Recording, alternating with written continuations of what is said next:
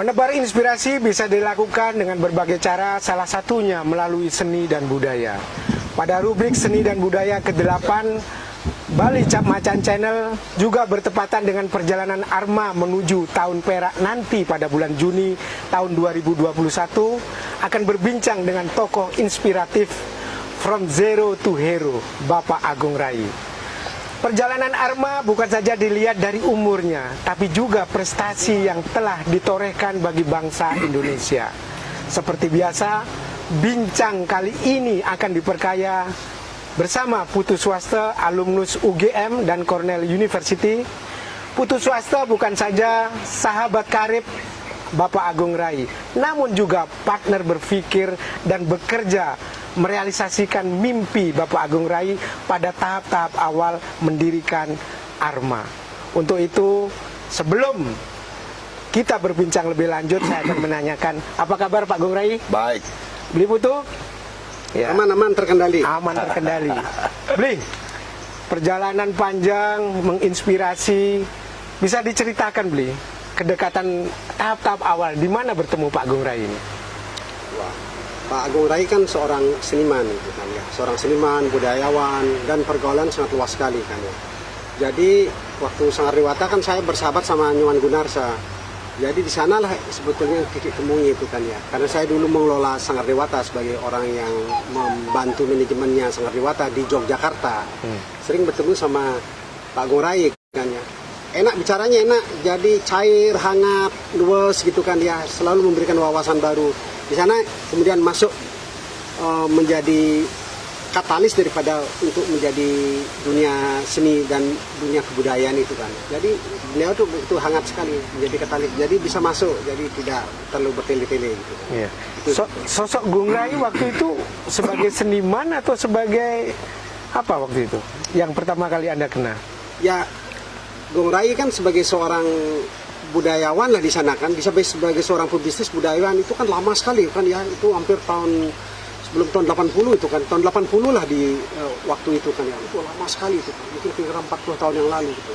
Jadi enak karena saya di Jogja mengembangkan ide-ide tentang Bali yang ada di perantauan itu, Gung Rai memberikan inspirasi baru bagaimana untuk menjalin hubungan kerjasama dengan bagaimana Bali itu bisa ada di luar Bali itu kan ya. Jadi ide-ide itu kemudian kita adopsi, kita pakai di Jogja untuk mengembangkan Sangardewata di sana dengan Nyoman Gunarsa, ada Wiyanto di sana, ada Sike, ada Supade di sana, ada Nyoman Erawan, ada Budiana di sana itu. Nah, itu ide-ide itu kemudian dipakai, kita kembangkan karena saya bukan seniman tapi saya sebagai orang yang untuk membantu Sangardewata di sana itu kemudian kita kembangkan.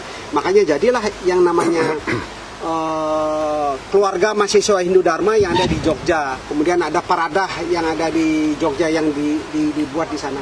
Itu kemudian bagian daripada percakapan sama Gung Rai. Iya. Itu sebetulnya awalnya itu. Iya.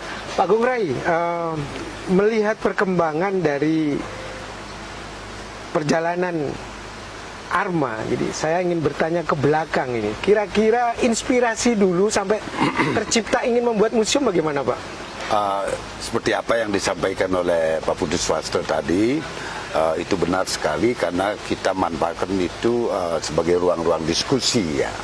Pertanyaannya dalam hati saya, melihat suasana di Jogja, di Bandung, di Jakarta, kita berpikir Bali itu kan kecil sekali ya.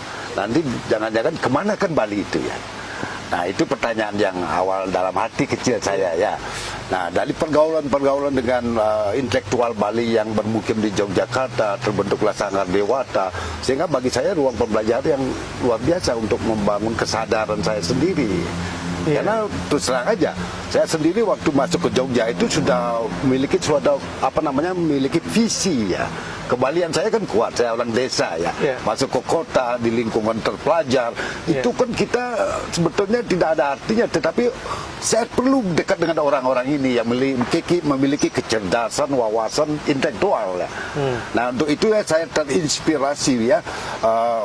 di samping saya itu bagaimana mengembangkan, memasarkan karya-karya seniman-seniman kita yang ada di Jogja, di Bali, itu sangat penting ya. Membangunkan jembatan-jembatan baik itu di Jakarta secara nasional maupun secara internasional. Kekurangan kita kan di sana. Maka saya melakukan hal-hal bagaimana menjembatan, menghubungkan antara seniman dengan kolektor-kolektor yang ada di Jakarta, di Singapura, di Jepang, bahkan di Eropa, di Amerika. Nah, kita mesti membangun network pemasaran dulu ya. Ya, dari pemasaran sehingga seniman-seniman kita itu yang muda-muda itu sangat senang melalui pameran-pameran baik itu di Jepang ya, di Singapura, kerjasama dengan LaSalle College di Singapura. Itulah yang kita bangun gitu ya. Sehingga pergaulan kita, wawasan kita akan berkembang juga gitu. Jadi mula awal itu kesadaran intelektual dulu Pak ya? Ya, membangun kesadaran itu, kesadaran individu itu sangat penting ya. Pergaulan itu di sana kita belajar banyak dari teman-teman yang kita temui, baik yang ada di Jogja, yang ada di Denpasar maupun di Bandung, di Jakarta, kan saya selalu bergaul dengan seniman-seniman ya. Bahkan seniman-seniman yang katakanlah besar yang ada di Indonesia seperti Sujoyono, Dula, Basuki Abdullah, Hendra Gunawan, kita bergaul dengan mereka. Bahkan dengan Bagong Sudiarjo dekat sekali di Jogja. Nah, di sanalah muncul ide-ide nasional dan internasional itu ya. Bli, kesadaran intelektual membangun pemuda Bali zaman itu gampang atau susah? Sebetulnya mungkin susah ya, karena memang untuk membangun kesadaran itu memang komunikasi mesti intensif juga kan ya. Jadi pikiran, didatangin orang, diajak ngobrol. Seperti dengan Gong Rai yang sering datang ke Joda kan saya pertemukan dia dengan kawan-kawan mahasiswa di sana kan ya. Ini bagaimana visi ke depan. Jadi biar kita menjadi minoritas Bali di sana biar menjadi kuat, biar mempunyai daya tawar yang cukup tinggi gitu loh kan ya. Makanya kesadaran kebudayaan itulah yang seperti Gong Rai bilang itu kemudian dikembangkan menjadi jembatan untuk kesadaran untuk semuanya itu gitu loh kan ya. Ini baru kita bisa membuat yang namanya organisasi. Kalau kesadaran dan komunikasinya meningkat dan bisa sepakat di sana, nah ini menjadi satu landasan yang namanya platform kesadaran itu. Jadi sekali lagi Pak Gong Rai, kesadaran intelektual ini menjadi basic ketika pemikiran-pemikiran awal Armani dibentuk. Sebenarnya iya, karena kesadaran intelektual itu telah terbangun ya, baik secara global maupun nasional, melalui kantong-kantong budaya yang ada di Jogja, di Bandung, di Jakarta ya. Dan di Ubud waktu itu kan sudah banyak ada orang asing ya. Kita kan sama Putu juga bergaul juga sama ekspat-ekspat, seniman, intelektual asing yang ada di Ubud. Di Ubud ini kan sudah masuk desa internasional ya. Nah, inspirasi awal sebagai intelektual Bali, artinya beliau sudah alumnus Amerika zaman itu. Setelah pulang dari Amerika lebih mengembangkan lagi kedekatannya dengan Pak Gong Rai. Nah, pengalaman-pengalaman internasional tentu menjadi pola pikir baru perbincangan dengan Pak Gong Rai. Apa yang waktu itu Bli Putu sampaikan? Ya, saya kan sudah lama bermukim di Amerika kan, lama bermukim belajar di sana, belajar di New York, belajar di Cornell, kemudian belajar di Princeton gitu kan ya. Jadi pikiran-pikiran baru kan kita sudah lihat museum-museum besar di sana kan, museum dengan tata kelolanya, dengan koleksi-koleksinya, dengan aktivitas museum yang telah ada, brosur, katalog dan lain sebagainya telah ada. Nah, dialog ini ya kemudian sering dialog dengan Pak Gong Rai ini kan. Pak Gong Rai kan juga wawasan sangat luas sekali karena sudah sering di Jepang, sudah sering di Eropa, Belanda, Australia, juga ini titik temunya bagaimana itu bisa membangun sesuatu yang baru itu kan. Pak Gong Rai ide-idenya kemudian saya menerjemahkan. Beliau sering diskusi dengan saya, beliau idenya 1, 2, 3 saya menerjemahkan, merumuskan ide-idenya itu kan ya, seperti museum itu kan, tentang bagaimana dibuat museum yang dekat dengan alam dan lain sebagainya, menjadi living museum yang dimana ornamen lokal selalu ada dan terpelihara. Ini kemudian saya terjemahkan, saya rumuskan itu. Idenya, mimpinya dari Pak Gong Rai. Ya, kalau boleh saya tambahkan seperti ini. Saya itu kan orang visionaris ya. yang visionary saya tuangkan ke Putu. Kadang-kadang kita ngobrol di rumah, didampingi oleh ada teman kita dari Amerika, bukan begitu ya? Betul. Nah, mereka yang merumuskan sebetulnya, merumuskan itu menjadikan sebuah visi atau keinginan ya, membangun sebuah wadah. Zaman itu kan kita kan sudah mulai mengoleksi karya seni ya, baik karya seniman-seniman lokal, nasional dan internasional, katakanlah yang dia dapatkan itu di Eropa, di Amerika, di Australia kan gitu ya. Nah itu kita bagaimana mewujudkan sebuah ide sebuah museum agar bisa merangkul dua sisi, artinya lokal dan juga internasional, wisatawan dan juga masyarakat kita. Karena supaya museum itu menjadi pusat kebudayaan yang wajar dilihat oleh masyarakat di Bali gitu ya. Bali dulu karena ini membangun kesadaran orang Bali ya. Nah itu nasional dan internasional. Konsep itu yang kita sebut dirumuskan oleh teman-teman termasuk Putu, ada Taufik Rezen, ada Ebi Rudik, banyak ya. Karena kita melalui pergaulan atau diskusi di rumah saya, maka muncullah sebuah ide Arma ini. Arma itu bukan sekedar museum ya, seperti kebanyakan museum-museum yang ada di mana-mana ya, yang mencerminkan gedung dan koleksi, that's it gitu ya. Bagi saya itu kan simbol dari oligarki ya. Tidak ada hubungan dengan local wisdom atau local geniusnya. Tetapi yang kita bangun integrated. Ada koleksi di dalam gedung, ada juga open air seperti ini ya. Open air itu artinya living. Ada sumber air, ada agraris, ada macam-macam warna hijau, ada arsitekturnya, ada kegiatan aktivitas tradisi budaya setiap hari ya, ritualnya, odal sampai ngaben. Maka inilah yang mereka rumuskan sehingga terkait yang di dalam gedung dan di luar gedung yang kita sebut itu open air museum gitu. Nah kalau kita berpikir lebih menukik lagi, setiap pohon ini kan mengandung unsur usada ya, baik itu daunnya, buahnya, bunganya, kulitnya, akarnya. Inilah kekayaan timur yang kita harus apresiasi ya.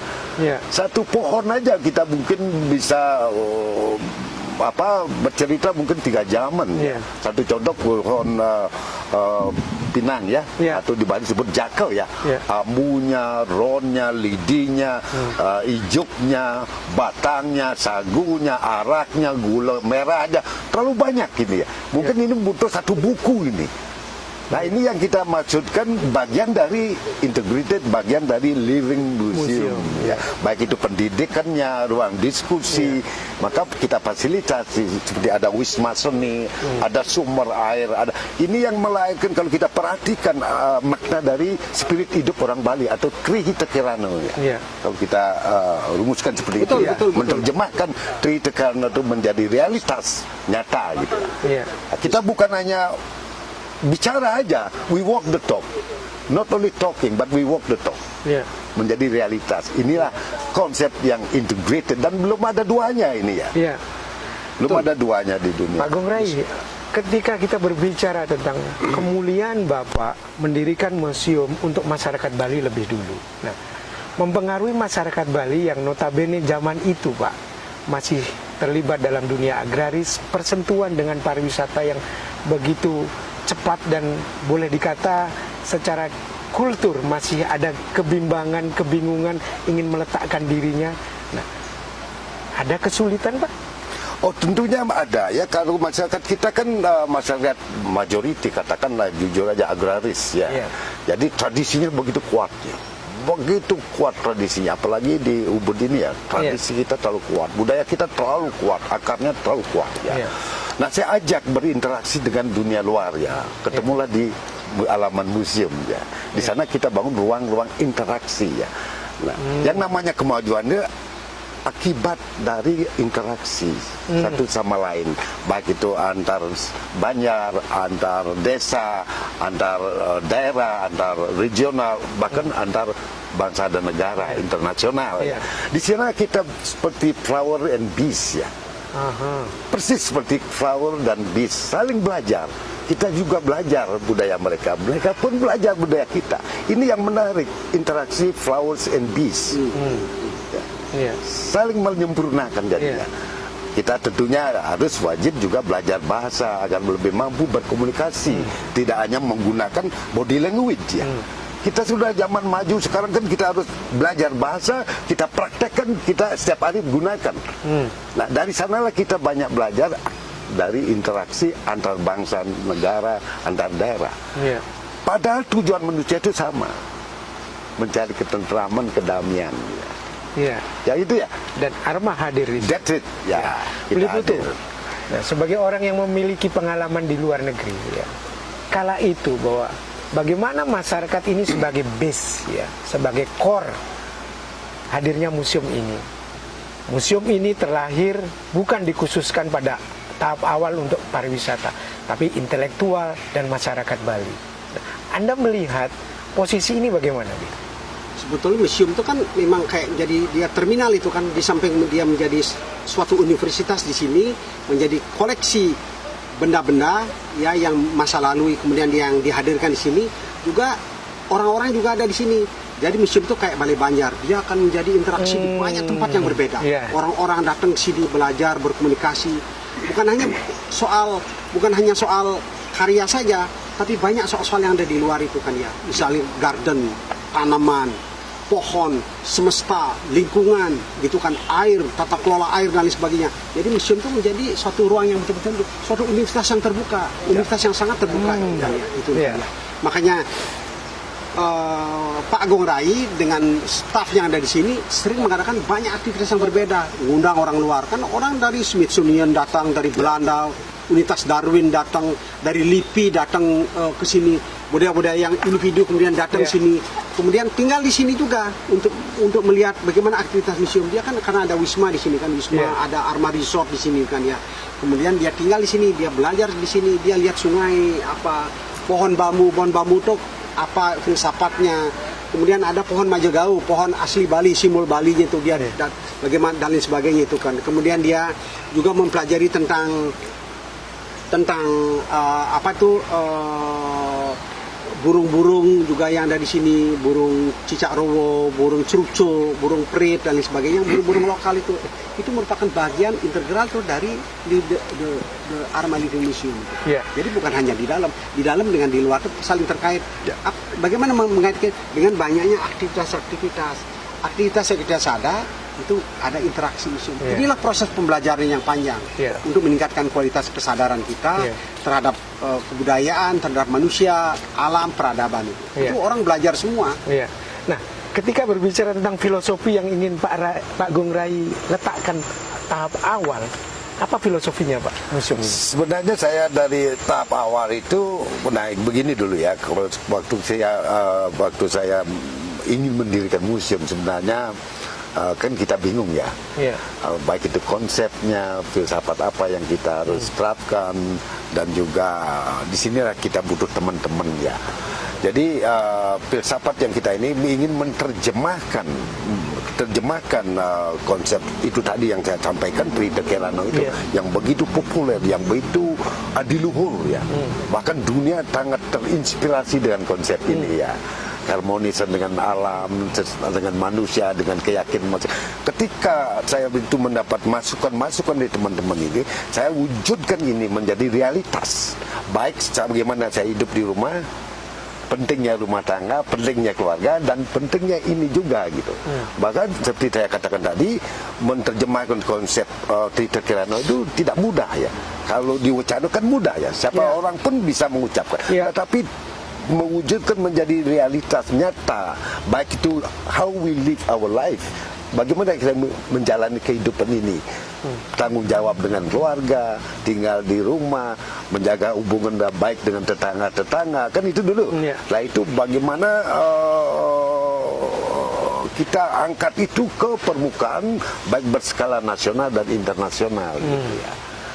Itu konsep kita filosofi dari menerjemahkan konsep filosofi dari Trita Kelano itu ya. Karena berbicara tentang Arma ketika Agung Rai Museum of Art. Nah, kata-kata of art ya. Sementara prosentase seni dan kehidupan budaya itu bisa diberikan porsi Pak, porsi katakanlah berapa persen dan berapa persen gitu? Sebetulnya kita begini ya, sebetulnya kita lebih banyak memberikan porsi ke living, livingnya. tradisinya. Iya. Karena seperti saya katakan tadi, mereka bisa melihat langsung realitas filsafat atau terjemahan filsafat ke dalam realita kehidupan sehari-hari. Iya. Kalau di Bali pada awalnya sebetulnya tidak ada primadona ya. Ya. Tidak ada. Yang ada itu berkesenian itu bagian dari kehidupan sehari-hari Iya. gitu. Baik anyaman-anyaman, membuat banten, membuat ukiran, melukis itu bagian dari simbol dari living tradisi dari zaman ke zaman sampai sekarang. Iya. Ya, maka kita porsikan livingnya lebih banyak. Iya. Tidak dari kehidupan agrarisnya, dari ritualnya. Kemudian di belakang kita kan ada kuburan, ada puro, ada kehidupan yang orang asing tidak tahu ya. Iya. Ya inilah yang disebut beyond ya. Iya. Arma. Iya, oke. Liputu. Nah, beliau pernah menyampaikan sehebat-hebatnya orang Bali yang dari manapun, begitu pulang ke Bali, mereka akan takut dengan tenget. Ya. Di mana-mana ada bel, ada ini, kemudian melewati tempat sepi. Nah, dan itu pengalaman Anda sebagai orang Bali yang lama di luar. Nah, melihat kembali hadirnya Arma, ya, secara intelektual kembali lagi. Ini sebetulnya ya, suguhan ini ya, atau praktek kebudayaan ini, menurut Anda bagaimana? Itu hebat usahanya Pak Ngurah ini, memang harus didukung, hebat sekali kan ya. Pak Ngurah bagaimana dia bisa mengorbankan tanah 7 hektar yang ada di Ubud, 8 hektar yang ada di Ubud itu mewujudkan kayak Arma itu. Kalau dilihat daripada kos kalkulasinya kan impossible itu kan ya, nggak mungkin orang-orang biasa mau lakukan itu kan ya. Mending membuat hanya hotel mungkin. Ya, hotel apalah properti yang kemudian yang maju yang mendatangkan uang itu kan. Tapi kalau membuat museum itu kan pengabdian itu kan ya. Nggak mungkin. Visi ini yang betul hebat. Itu Pak Agung Rai dia sudah berpikir mungkin 50 tahun ke depan itu kan ya. Ini merupakan bagian daripada pengabdian kehidupan, pengabdian terhadap semesta. Jadi pengabdian terhadap kehidupan, pengabdian ini kemudian dia lalu, ini kan berat sekali. Bukan hanya museum itu bisa hadir, tapi mendatangkan orang, kemudian visinya, kemudian perjalanannya dan sebagainya. Kayak seperti ini kan Subak hadir di tengah museum. Ini kan Subak padi, Subak, Betara Seri, kulturalnya hadir semua. Jadi kehadiran inilah yang akan menjadi bagian untuk masa depan, untuk generasi itu kan ya. Kalau enggak itu sekarang bagaimana mencari tanah 8 hektar di tempat yang sama, di tempatnya mengumpul itu sulit itu di samping sulit harganya. Satu area tanah di sini harganya 1 miliar itu kan ya. Jadi Anda bisa bayangkan itu kan tanah saja sudah 8 triliun kan. Tanah aja 8 triliun di sini itu kan. Jadi Agung Rai itu sudah menghadirkan itu. Makanya saya dari awal pendirian museum sekarang tuh terus membantu. Karena kenapa? Karena cita-citanya mulia itu kan ya.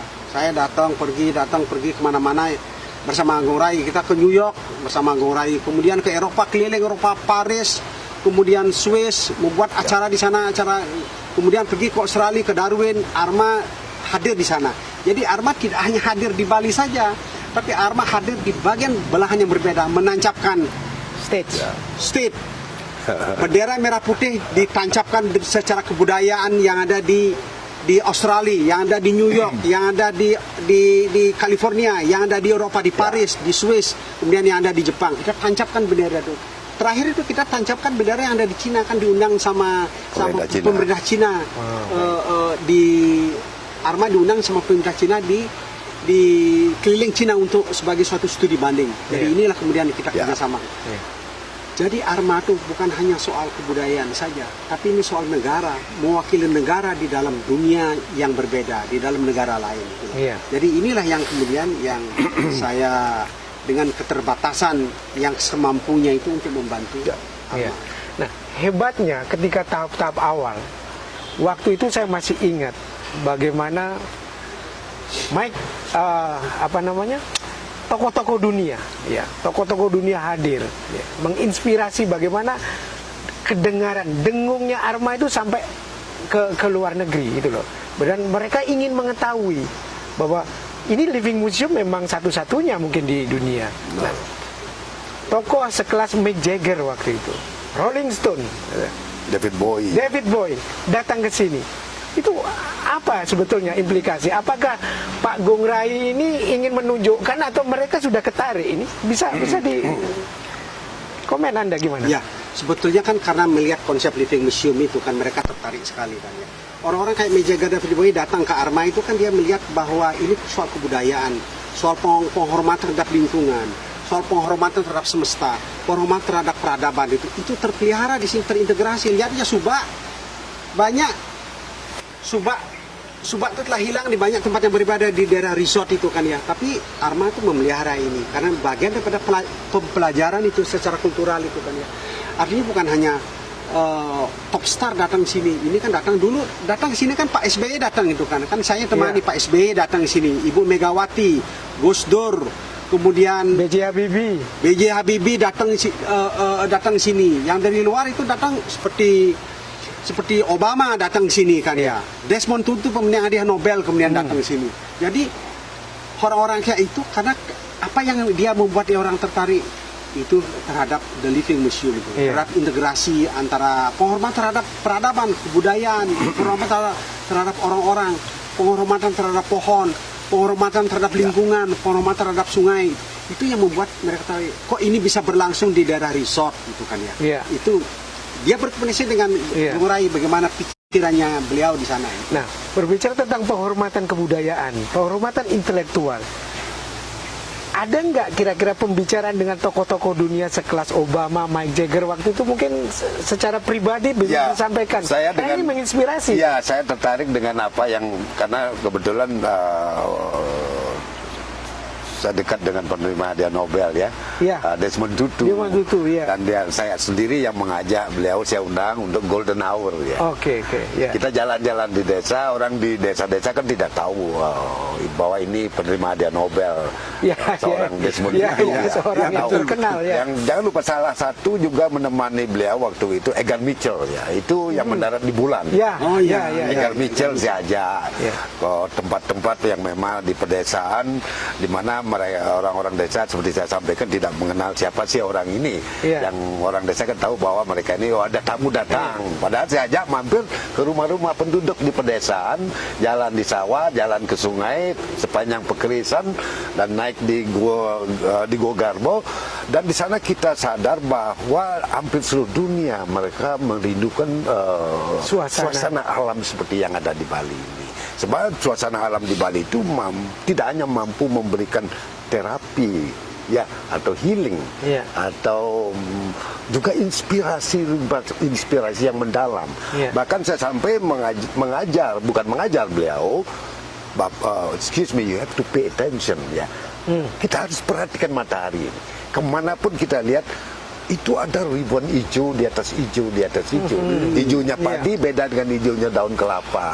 Ada gunung, ada air, bertemu dengan petani, berdialog. Di sana muncul ya kesadaran beliau bahwa dia berharap dunia ini seperti ini ya. Ini yang dia rindukan ya. Nah ini yang harus kita jaga, tanggung jawab kita. Kita tidak melihat bahwa ini peradaban masalah, tidak. Ini merupakan keindahan alam pemberian Tuhan katanya. Disinilah diskusi antara Egan Mitchell dengan Desmond Tutu ya. Nah sementara bagi masyarakat Bali sendiri, baik dari generasi ke generasi, kemudian dari sosial masyarakat secara umum terhadap kehadiran Arma ini bagaimana Pak? Ini saya tahu ya, karena di sini kan saya menyadari bahwa saya pelajari juga karakter-karakter orang Bali, karena orang Bali itu walaupun awal dia seni itu sudah bagian kehidupan mereka.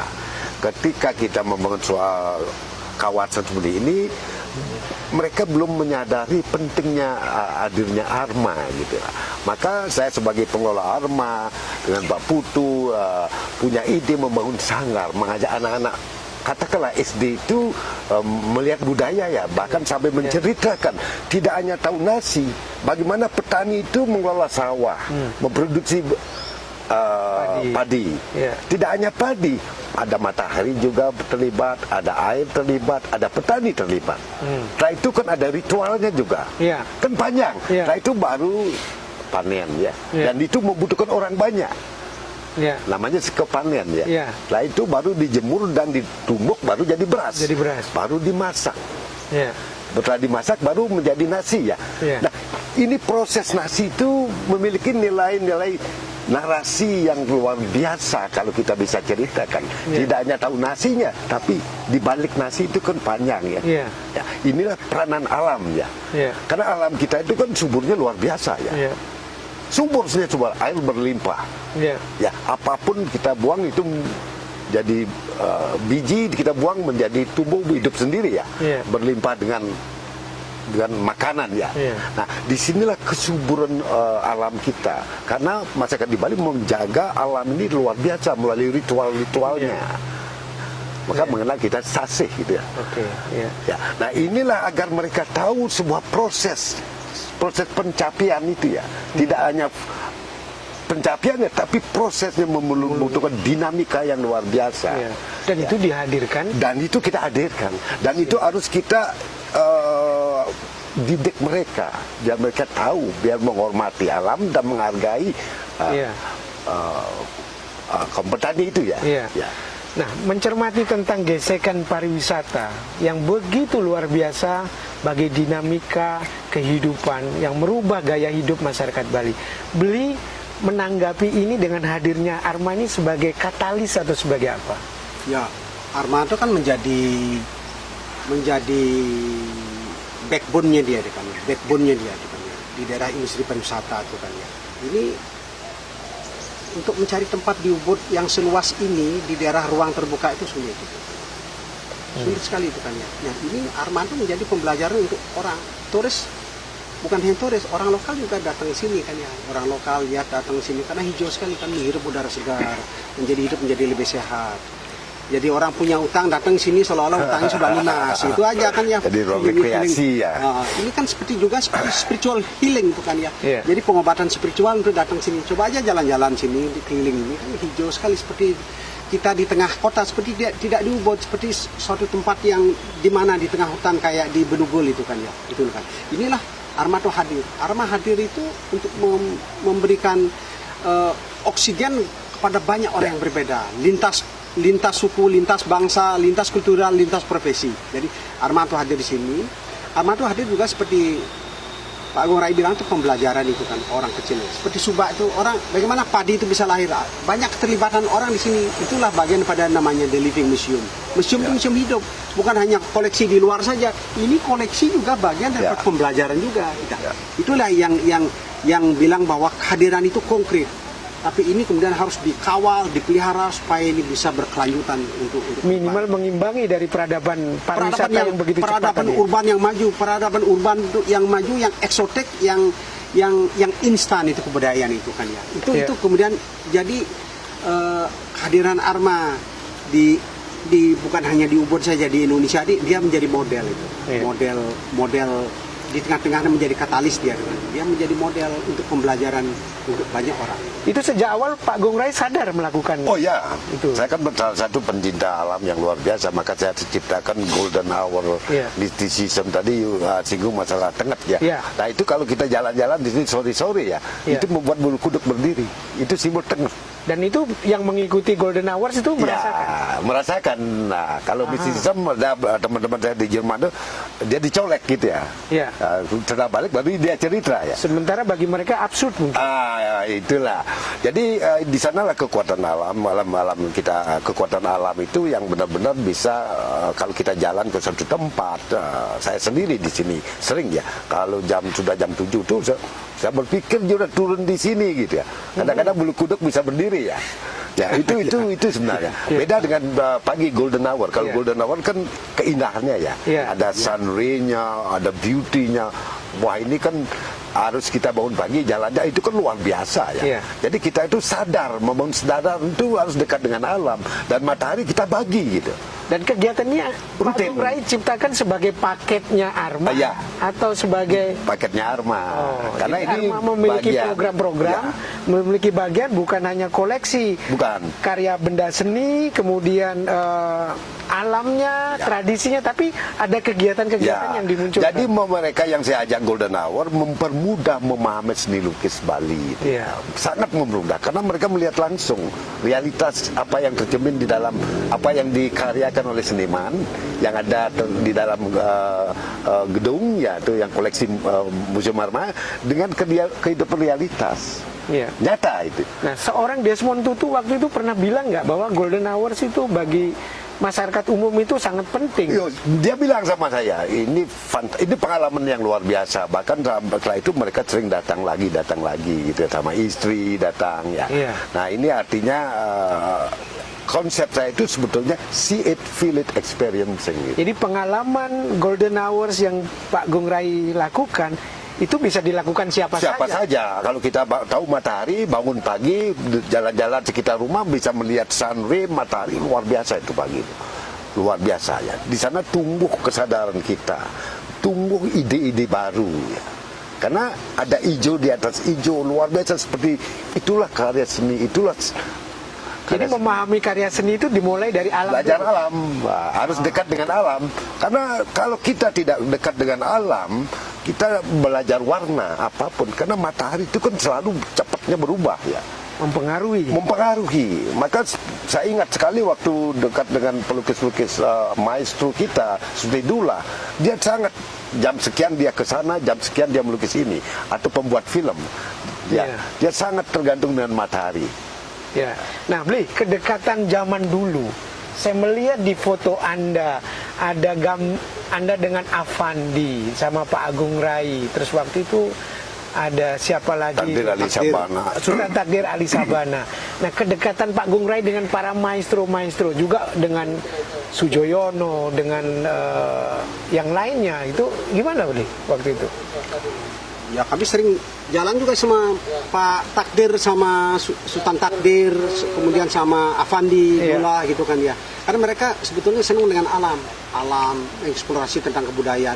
Sering terjadi diskusi itu kan. Ini kan kalau Takdir kan bosnya Pujangga Baru kan. Iya. Kemudian kalau Sujoyono bos nih di dalam dunia berkesenian itu kan. Kemudian ada Avandi bosnya, kemudian abstrak realisme itu kan ya. Jadi mereka datang ke sini tukar pikiran, ngobrol, ngalor ngidur, ngopi, nggak ada yang serius-serius kayak zaman sekarang, nggak ada yang serem-serem itu kan ya.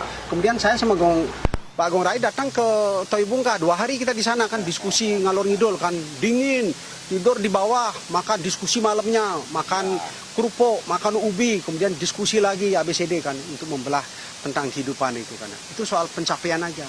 Orang yang frekuensinya sama akan bertemu dengan orang yang mempunyai frekuensi yang sama. Jadi eksplorasinya datang itu kan ya.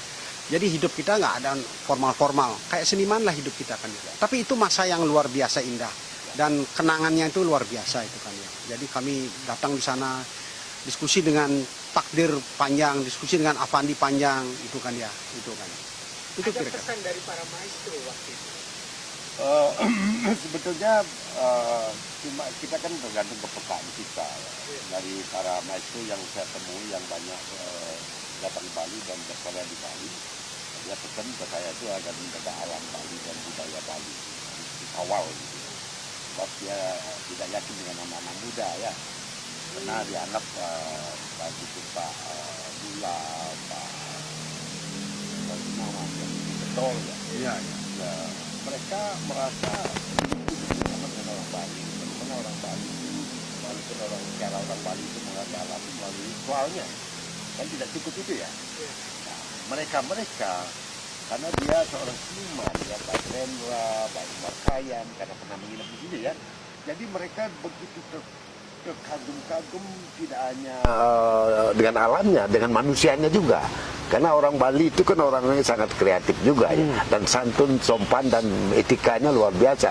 Dia kagum sekali dan dia pesankan ke saya agar museum itu mampu mengawal lingkungan dan adat tradisi Bali itu ya.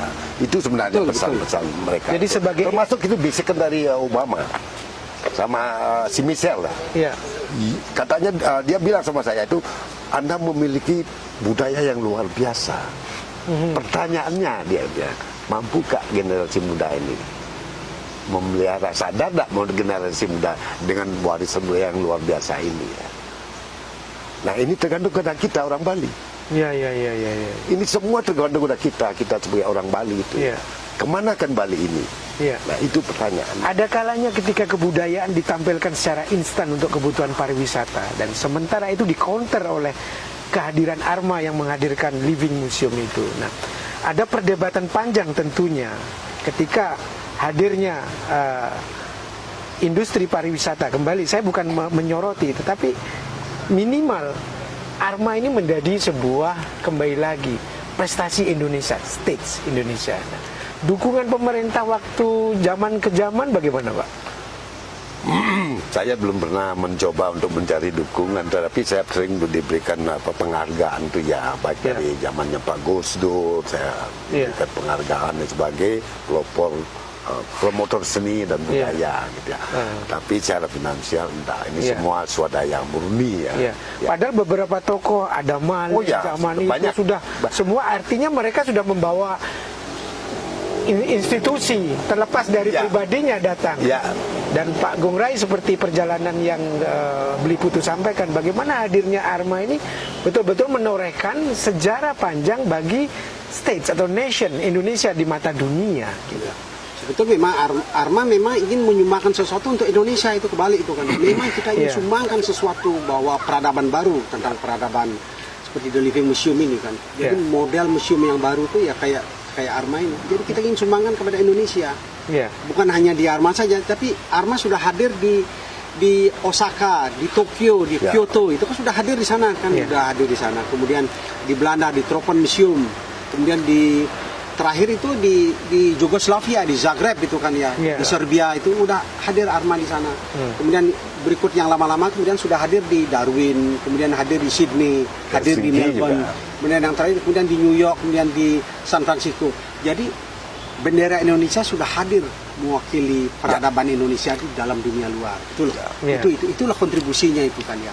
Jadi apa mimpi-mimpinya Pak Gung Rai itu yang terakhir Pak, ketika Bapak berbicara di Eropa Timur itu bicara apa Pak?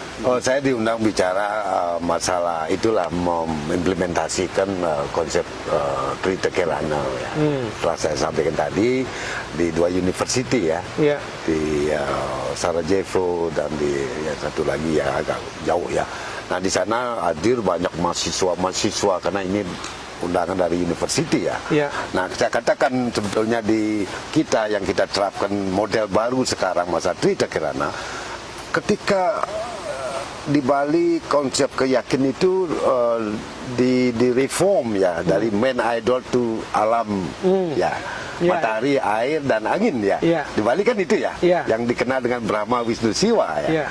Nah, menjadi model baru yang itu keharmonisan antara manusia dan manusia spirit, kehidupan kita yang di era digitalisasi sekarang lah. Yang itu timbul pertanyaan dari mahasiswa yang menarik buat saya itu masalah karena Bali itu kan minority di Indonesia, tapi itu nanti tidak ada masalah ya. Sangat dihormati dan sangat dihargai karena kita memiliki filosofi Pancasila itu. Bahkan menjadi pattern yang selama ini masih tetap solid dengan kehidupan tradisi dan masih budaya. Sangat kuat karena juga kita di Indonesia sangat dijaga karena ini merupakan bagian dari heritage, world heritage gitu ya. Beli Putu, untuk mendatang ini, program mendatang kita berharap pandemi ini usai ya. Kagama akan memiliki program dengan Arma. Bisa dikasih bocoran sedikit apa Kagama akan datang programnya? Ya, keluarga alumni Gajah Mada ini kan alumninya kira-kira hampir 70.000 ya kan ya, orang dari semua. Menterinya aja ada 16 menterinya itu kan ya. Kemudian Pak Ganjar Pranowo kan kontak-kontak juga ini kan ya, mau kerjasama lah dengan Arma untuk membuat suatu presentasi kesenian kebudayaan itu kan ya. Nanti akan ada kerjasama antara Arma dengan Kagama itu untuk menampilkan pameran kesenian itu dengan beberapa seniman-seniman, mungkin ada berapa seniman, 11 seniman itu mungkin. Iya. Jadi Arma ini presentasikan hadir di dalam keluarga alumni. Jadi kerjasama antara universitas dengan Arma Kagama dengan ini. Itu hadir. Pelaksanaannya kira-kira? Pelaksanaan kapan yang pastinya itu? Pelaksanaan itu dalam waktu yang dekat awal Agustus ya. Ini pertengahan Agustus akan Dalam ada waktu dekat acaranya ini? dalam waktu yang dekat sekali. Oh, gitu. Jadi orang-orang yang dari Kagama sudah bertemu sama Pak Agung Rai di sini kan ya, udah diskusi ABCD kan ya. Iya. Nanti kegiatan itu bukan hanya kegiatan yang ada di darat, maksudnya bukan hanya yang ada di Arma, tapi juga visual juga kan melalui sosmed, melalui apa dunia maya itu kan. Iya. Jadi supaya semua alumni Kagama itu melihat acara Kagama itu yang di Arma itu bisa dilihat dari mereka di YouTube, kemudian mereka bisa melihat di medsos. Iya. Gitu. Pak Gung Rai, tentang kegelisahan Pak Gung Rai melihat masa depan ini tentang kebudayaan Bali, Pak. Adakah masih ragu-ragu atau optimis dengan kehadiran minimal hadirnya Arma ini sebagai proteksi? Awalnya ya saya sangat gelisah, sangat agar tidak percaya diri ya. Ya. Karena serangan-serangan dunia maya, digital, teknologi dan sebagainya yang mereka serang itu kan mindsetnya. Betul, ya. betul. Jadi mindset manusia itu didoktrin gitu lah. Ya. Tapi bagusnya kita kan sudah memiliki pendidikan home education itu kan bagus sekali ya. Iya. Pendidikan di Banjar itu kan bagus Iya. ya. Nah ini yang mengimbangi dunia maya teknologi itulah. Iya. Nah, sehingga menjadi orang Bali itu benar-benar orang Bali itu orang pilihan ya. Iya. Dan memiliki kesadaran tinggi kecintaannya terhadap alam dan juga tradisi budayanya ya. Yang mungkin sangat unik ya. Dan ini diminati oleh dunia internasional ya. Iya. Maka datanglah turis gitu ya. Iya. Nah, turis itu kan kita harus posisikan sebagai fasilitator ya, merabuk ya. Iya. Merabuk agar tradisi hidup ya. Iya. Benar, ini benar pariwisata itu benar kalau kita lihat dari sisi positifnya. Mereka itu yang memberikan rabuk, menghidupkan tradisi kembali itu yang hampir punah menjadi hidup kembali. Iya. Menjadi dicintai oleh masyarakatnya. Dan kita memiliki struktur sosial yang begitu bagus ya. Maka ada konsep-konsep desa Kalapatra ya. Iya. Desa Kalapatra kita selalu harus adaptif ya dengan Iya. dunia luar dan sebagainya. Tetapi identiti karakter orang Bali tetap terjaga gitu. Iya. Nah, untuk itulah saya sejak adanya Arma ini saya tidak ragu-ragu lagi ya. Saya optimistik karena apa? Karena masyarakat di pedesaan itu anak-anak muda itu kembali lagi mencintai tradisi mereka, mau belajar, mau gotong royongnya sangat hidup sekarang, kerjasamanya hidup antar banyak dan seterusnya. Nah ini merupakan kan bagian dari masa depan. Nah kita itu arahnya kemana? Kita jadi orang harus adaptif ya. Adaptif itu penting ya. Sehingga difilter oleh waktu dan ruangan dan alam ya. Ya. Dan pilihan lahirnya gitu. Sehingga kita itu seperti saya mendirikan ini karena kecintaan itu ya. Kecintaan, dan saya pelajari dunia barat ya, dunia di Amerika kita keliling kemana-mana sama Putu dari kecil diskusi. Nah kita sehingga apa yang dicari ke depan itu alam seperti inilah Pulau apa yang ditawar oleh Pulau Bali, kecil, dekat dan kemana-mana sangat efektif.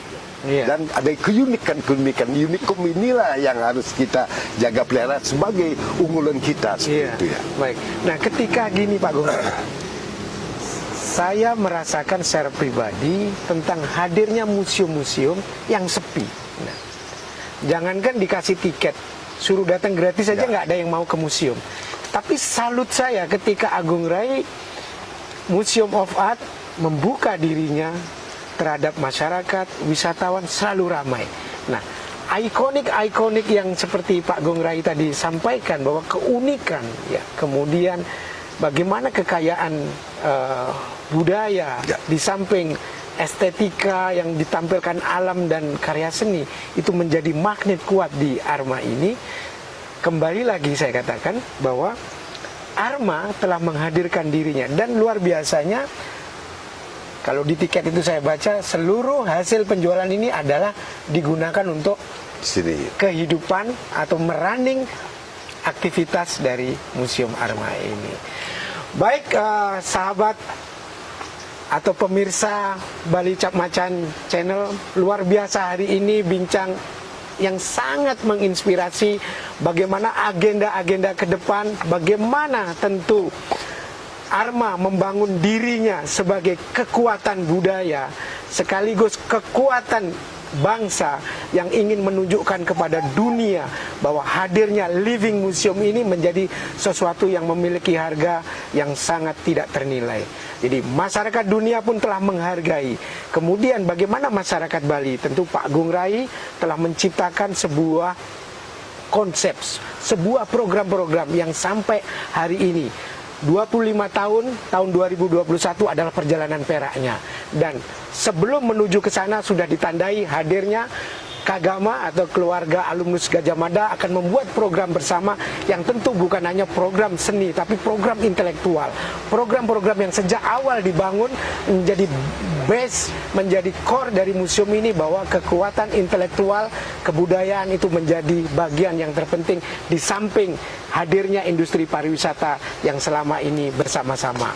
Sebuah museum dibangun oleh makna, adalah makna yang membuat museum ini memiliki nama Agung Rai Museum of Art, dan disitulah hadir bagi bangsa Indonesia. Terima kasih Pak Gung Rai. Terima kasih. Liputu, semoga kasih, acara Om kita Yuda, ya. hari ini Terima kasih. menginspirasi. Terima kasih Dan semuanya.